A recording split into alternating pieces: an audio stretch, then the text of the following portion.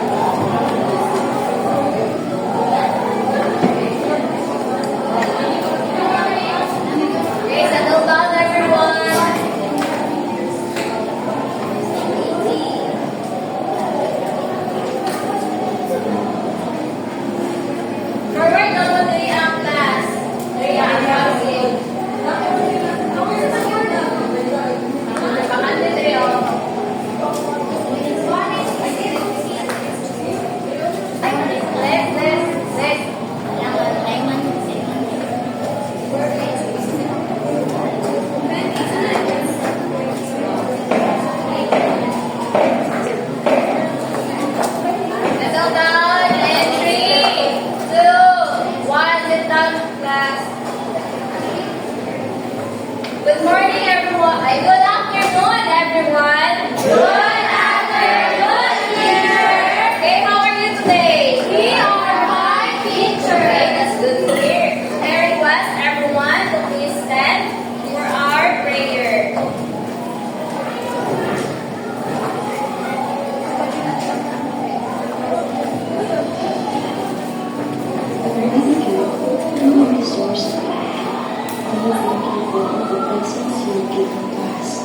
Thank you for giving us another day to learn something new. You are mine and help us cross.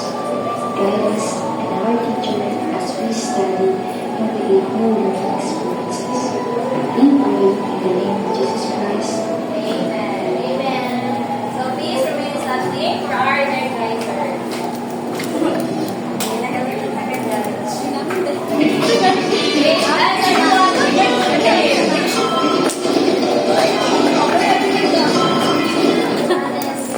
Ganyan ba?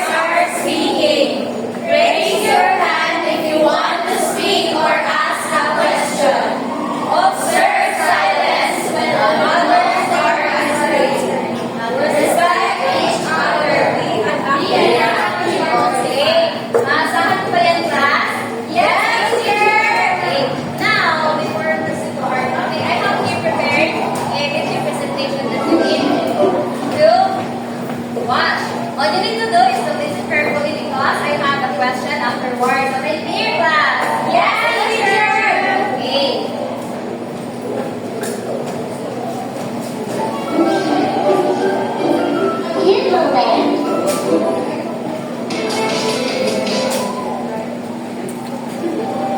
I forgot, we discussed last meeting about the volcano. So, what do you hear can tell me what is volcano? Yes, Hannah? Volcanoes are vents of the Earth's surface which has magma inside. Yes. Yes, okay, that's right. Volcanoes has magma and lava that has inside its active volcano, right? Yes, teacher. Okay. Now I want you to participate in this activity.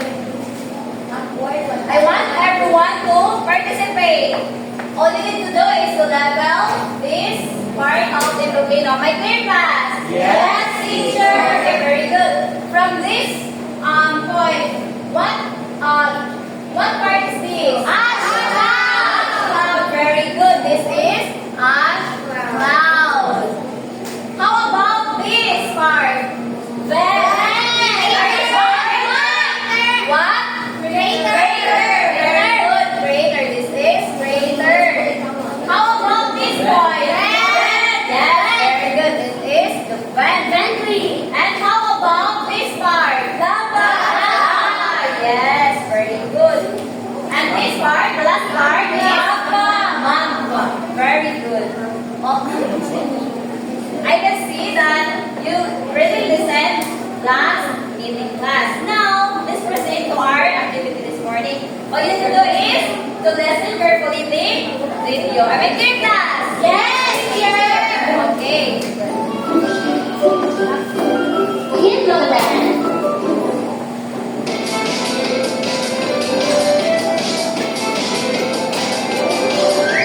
I'm a volcano, boom, boom, boom. I'm a volcano, boom, boom, boom. When the magma under the Earth's crust is about to burst and melt, it comes out as warm lava, lava, lava, lava.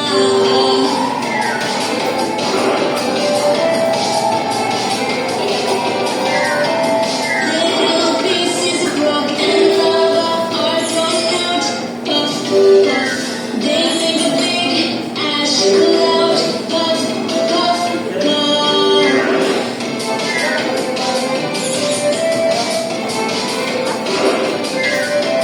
This is a volcanic eruption, gas and ash fly high. I erupt through the crater, high, oh so high.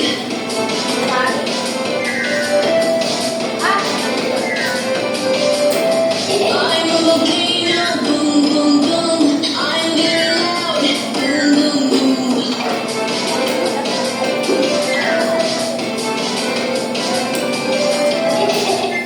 Okay.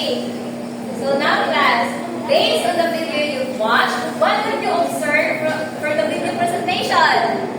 The volcano picture. Yes, DCP? Can we stand? Teacher, I observed the Volcano. Ako sabi natin po sa volcano. Sa may kita.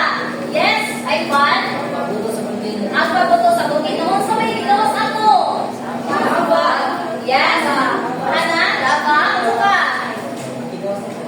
Magpa. Magpa dili. Lava. Igawas ni. Oh, igawas. Very good. I found. Yes, you're correct. So, based on our video presentation, what could it be our topic for today? No, it's about the material. Everybody read. Materials formed during volcanic eruption. Yes, before we start our formal discussion, I have here the classroom objectives that we need to meet this afternoon. So, everybody read letter A. Identify the materials formed during volcanic eruption. Yes, letter B. Describe the characteristics of the materials formed during volcanic eruption and give the importance of following safety measures. here prepared an activity for you to answer. And it is called the Fill Me Up with Volcano Facts. I will divide you into two groups. This will be the group 1 and this will be the group 2. I have tasked every one of you, every group has assigned tasks to work. Be participative class. Group 1, then group, this will be from group 2.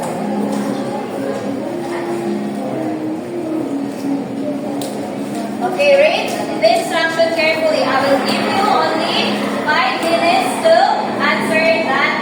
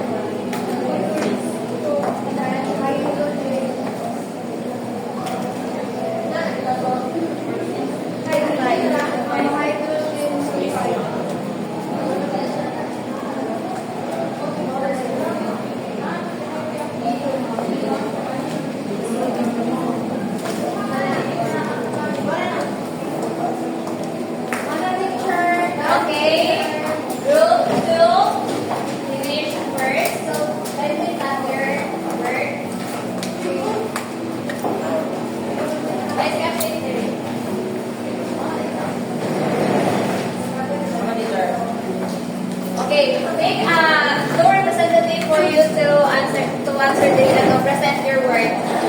Manaba, group 1. Okay, let us check. Let us check your work. Now,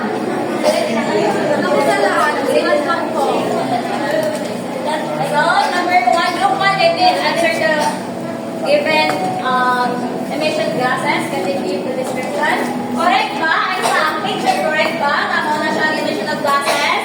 Yes, correct. The two groups are correct. How about the description? Releases of gases as carbon dioxide, sulfur dioxide, nitrogen sulfide to the atmosphere. Okay, is this the same? Say yes, correct. 2 points for group 1 and 2 points for group 2. Number 2, Ashwell from group 2. This is our illustration teacher. Yes, correct. Bang station? Yes, teacher. Say no, the same ba? Yes, correct. Okay, the description. Description is a big cloud of tiny hot ash. Yes, it is correct. How about the group 1? Same picture. Okay, hot, big cloud, that is particles. So, check. Number 3, Ashton Fawcett. I think yes, it is correct. The station date tackle.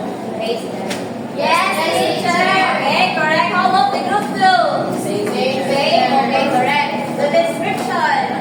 A layer of titanium beads that come from burning ores. Okay, the same answer, correct. Number 4. Lava. Is this the same for group 2? What? Group 1? Yes, lava. Yes, correct. That is lava. Description is a white, flat surface formed with a large amount of highly fluid lava flows over an area. Okay, correct. From, okay, group number 5, mud flow. Very rapid.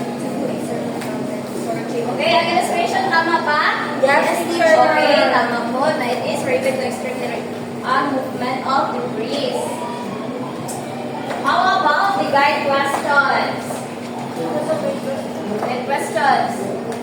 Can you read the guide questions? Number 1. When did Mount Pinatubo erupt and where is it located? Okay, same ba? Ano sa gani? Mount Pinatubo erupt. Mount Pinatubo erupted on June 15, 1981 at Central Luzon. Very good. 2, you get correct answer. Number 2. What are some of the effects of the eruption mentioned in the passage? The volcanic landslide, emission of gas, mud flow, lava flow, a cloud of hot volcanic ash, and ash deposit. Correct. You have the same also answer for group number 2. Number 3. What gases are released into the air during a volcanic eruption? Carbon dioxide or emission of gases. Correct. Emission of gases consists of these gases. Okay. Correct. All you get a perfect score. Thank you. Group 1 and 2. Now, based on your activity, no, ibasa niyo kanina, which is titled Direction of Volcano from Mount Pinatubo. Okay, now class, how the direction of Mount Pinatubo affect both nearby and distant areas? So, may lang effect sa pag-erupt sa kanangkuan, sa atong volcanic eruption. Yes, unsa man? Destroyed ang house. Unsa pa sa distant yung mga areas? Unsa man dito mo? Ang ash. Yes, correct. The city, yes. Ang mga ash is teacher kaya nabot dito sila mga. Yes, na matapos siya matabulan ang sunlight dito mag-block ang sunlight matapos ang temperature nato dito is not cooler kaya matabulan na ang sunlight, di ba? Yes. Number 2.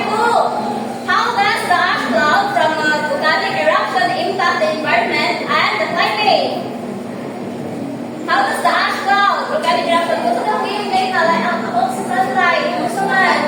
Yes, Ivan? Then, yes, now ang temperature na to, correct. So, what will have been done to reduce the damage caused by volcano? So, may natin dapat hatol. Ha? O sabi na po naman sa itong house. Dapat ba? Maganda ako yung review, na? Yes, very good, Hannah. Sa to? Dili lang po yung aside, Ana. O sabi na yung hatol. Mag-build na o? Strong nga house. Strong foundation sa house. So, if you were living near the volcano, what safety measures would you take? What's the man? Yes. Alfred. Always be informed about your devices. Yes, early warning systems. Another one.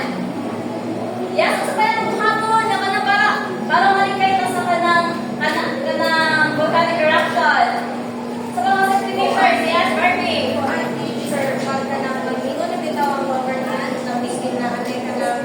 Possible na nakita ko mo evacuate na din So, evacuate. Yes, very good. Evacuate. Diretso tayo pag nanay ka ng early warning system, mag-evacuate para malikay sa disgrasya. O sa ba, nakabilain? Yes, come on. Emergency plan. O sa may dapat nakakuha sa emergency plan? Yes, Alfred? One teacher, it includes the things that we need to prepare, the food, and also the evacuation route, and the one teacher, and then mga need na sa mga especially mask. Yes, mask. That is important. Yes, mask is important because the ashes that comes from the eruption is very dangerous to our health. Yes, am I clear, class? Am I understood? Yes. Kung sa kawilain ako ba, aside sa kanang mask, sa pa dapat magdala po no? Kung sa man, foods na-mention na, medicine? Medicine kit, yes. Sa kawilain? Yes, important documents. Radio, yes. All your answers are correct, class. Now let us welcome teacher Lizelle to continue our lesson.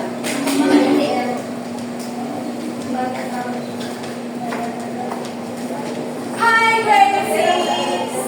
Hello, grade 6! So, you already know the different materials formed during volcanic eruption. So, I will add something now. What are those materials, class? We make sure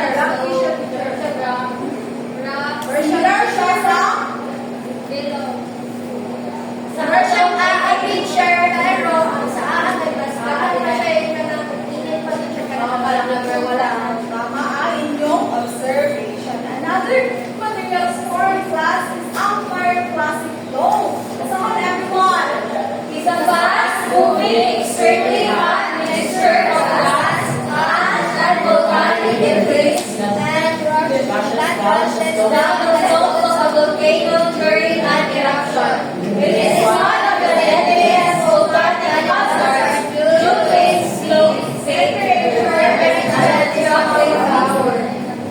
Pyroclastic flow gas is one of the deadliest hazard na materials na ma-form during volcanic eruption. Number one, because it can reach 1,000 degrees Celsius. Grabe siya kainit and will travel siya in 100 to 700 kilometers per hour. So imagine class if you live there in the volcano and then ang volcano is to erupt. Grabe siya dangerous gas ang pyroclastic flow. Another materials for gas kay ang mud flow. Saan ang reference sa mud flow o pyroclastic flow? Char! What is the difference between pyroclastic flow and mud flow?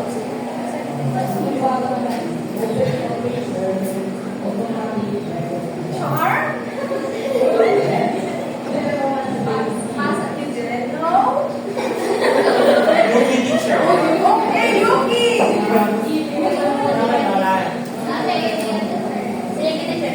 Dito, wala ko sa teacher, pero for me, ang pyroclastic teacher, dahil siya sa labat teacher, kaya ang lava, kay Papa na yung teacher, dili siya, yung alam ng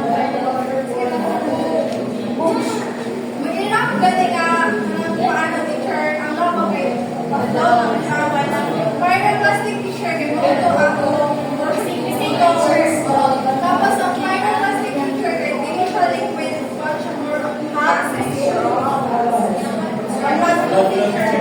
What about the madlo? Kuha siya teacher. Okay, Alfred. Continuation for the differences teacher. Ang madlo kay kuha siya ka na siyang mga mud that is found in the crater of the volcano and it will kuha siya the teacher. It will flow. It's either a month or a week. It depends to the destruction and historical status of the crater. Ang madlo class is natawag sa mga char. Very good. Ang other materials class is ang ballistic balita. Bring everyone. Is a rock or fragment of solid material ejected explosively from a volcano during an eruption. These projectiles travel through the air in an arc or ballistic motion that can cause severe damage upon impact. So, ang ballistic projectile class ay travel siya pinaka meters per second. So, 100 meters per second. So, grabe siya sa mga gato ang ballistic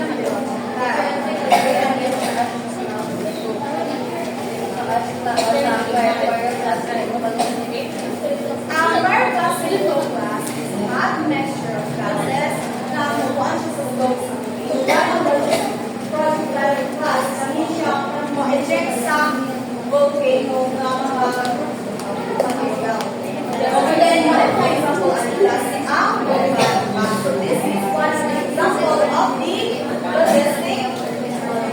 What have you observed?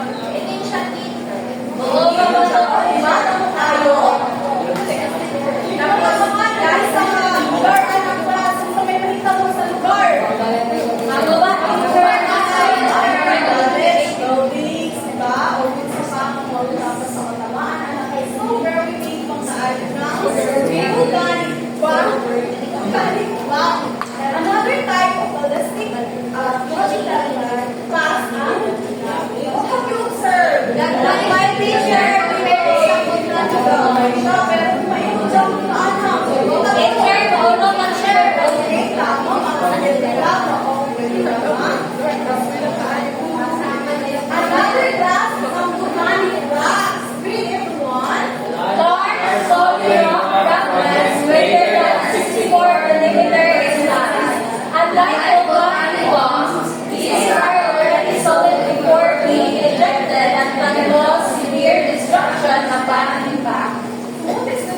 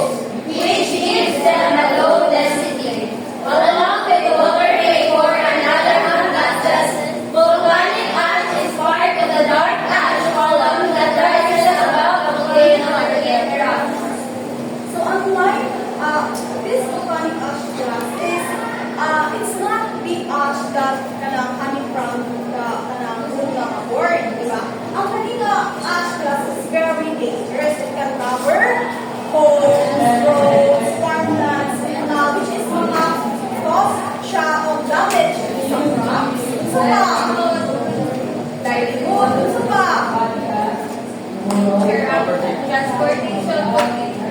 Okay, now let's just see that high maapektuhan or there are a lot of effects of volcanic ash to us and evidently on the environment. Ang volcanic ash po, plus, meron pa anin, possible kung may tabo. Tama, it makes us hard to breathe. Tabaw na itong mga people na are respiratory problems. Diba? Grabe ang effects sa volcanic ash gas. So next, one class is emission of gases. Read everyone. Gases such as water vapor, carbon dioxide, sulfur dioxide, and hydrogen sulfide are emitted during eruptions, contributing to air pollution, acid rain, and potential climate effects. Okay, this is one of the materials born during volcanic eruption plants and vapor, carbon dioxide. Normally, sulfur dioxide gas, kay muli siya ang kanang mag-react sa water vapor to form acid rain, which can cause damage or which can cause harm to the vegetation, to the water source, and even our.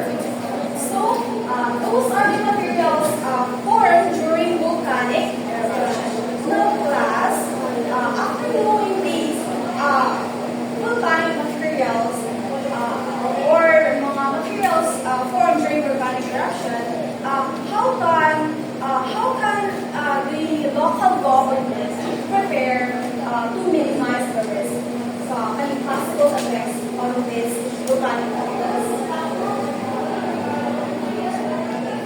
Okay, Ivan.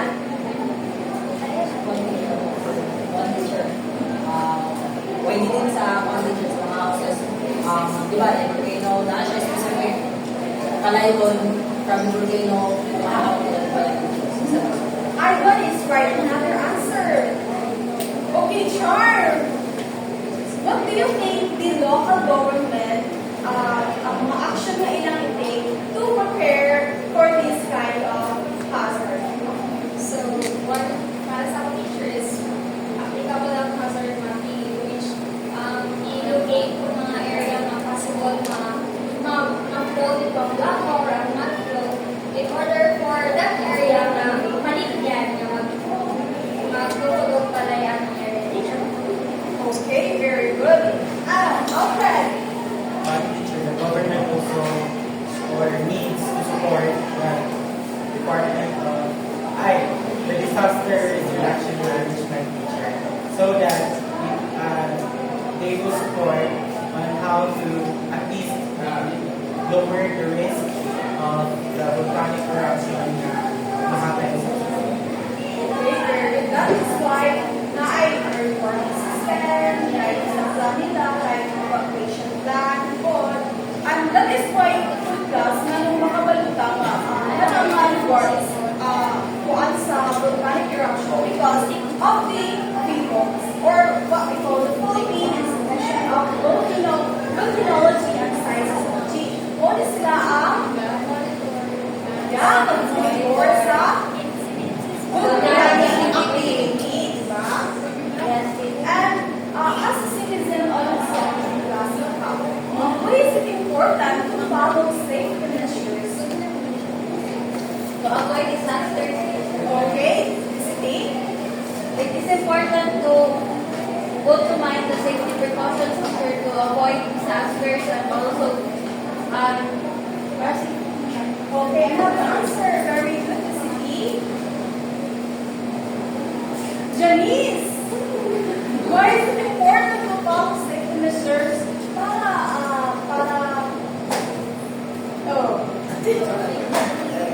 Okay, teacher, Okay, teacher, ligtas ang may alam. okay, very good. Tama si Janice. Another answer, divine. For us to be safe. Tama, for us to be safe. Another.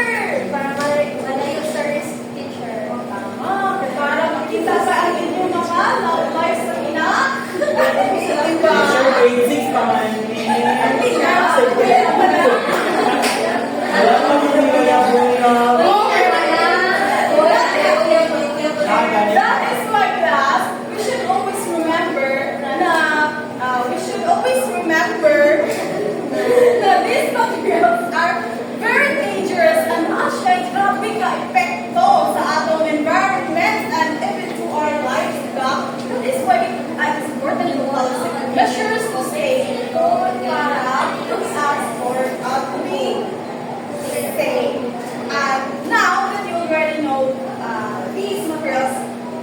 details, we will have another activity. Do you want an activity, class? Yes, teacher! Our activity is called Draw and Map. Basahin ang tanong ko.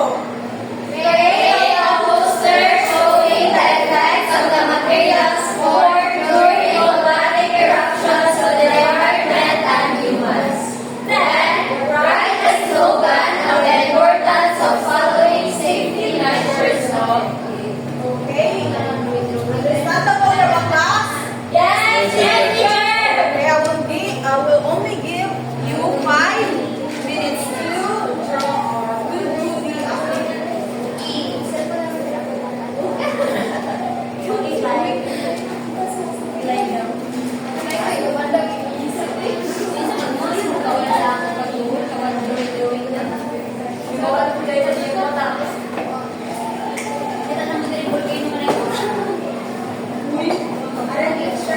Ako ba yun?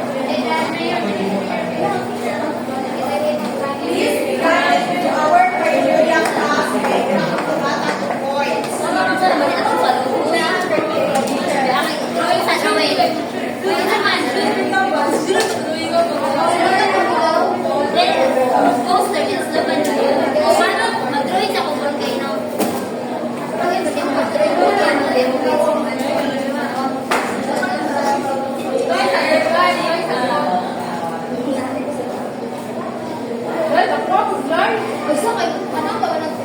Showing the effects daw, effects.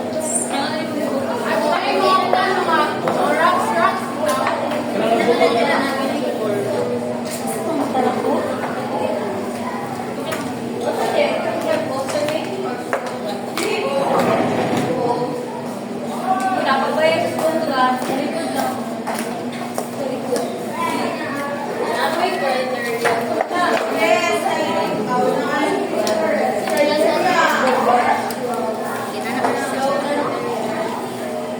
think 안녕하세요, 여러분.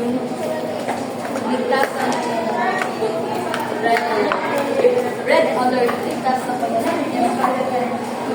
Pwede mo siya sopo.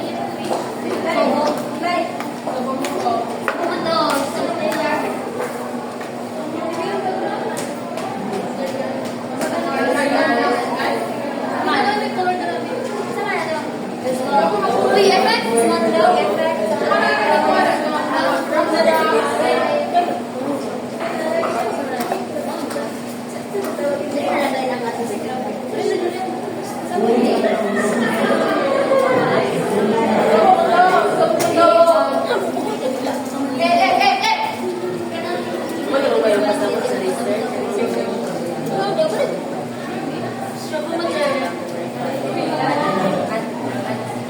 Are you done, class?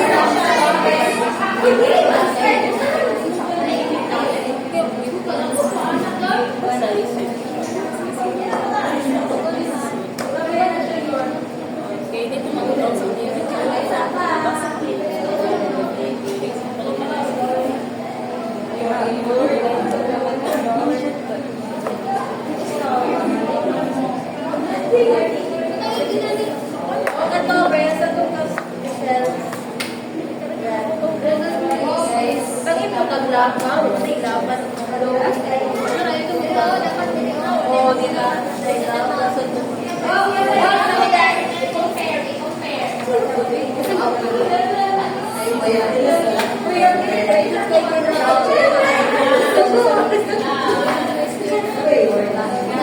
Okay, 1 minute left. Are you done, class? Not yet. We're not yet finished. We're not finished yet. Dapat na-shake ko. Next, tapos na.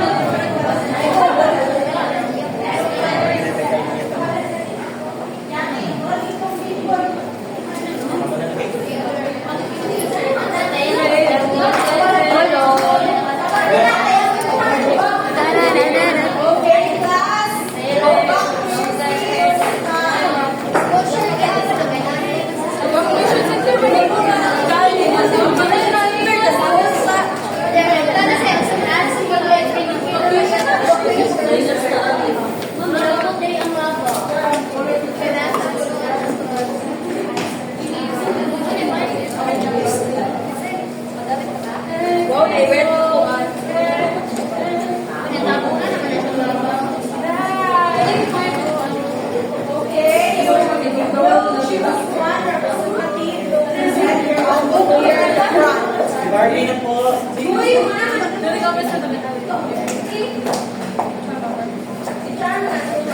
Pwede ka eh. Start with a group 2. Where's your representative? Sinikay po, teacher. Okay, right out here in front.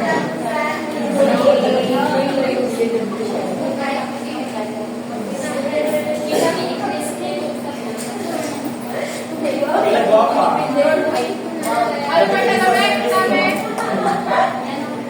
Good afternoon, everyone. So this is our as you can see na may slogan and as well as ang slogan.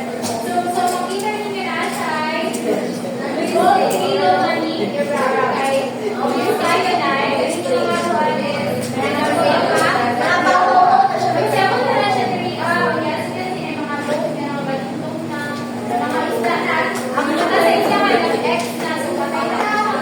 Sa tawag nila ay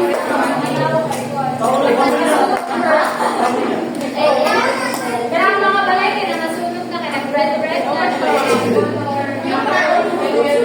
tapos sashay ka ng mga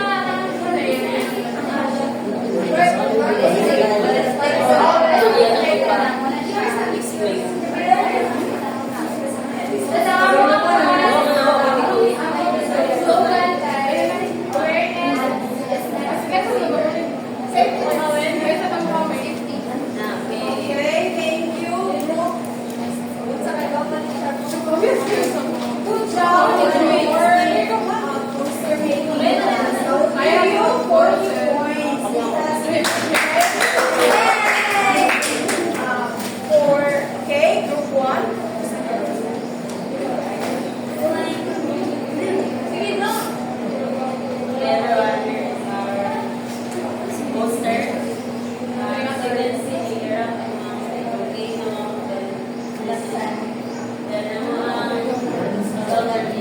alert. Don't get hurt.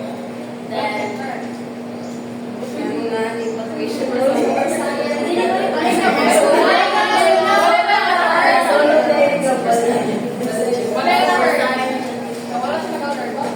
Okay, thank you, Group 1. You may now face your opportunity.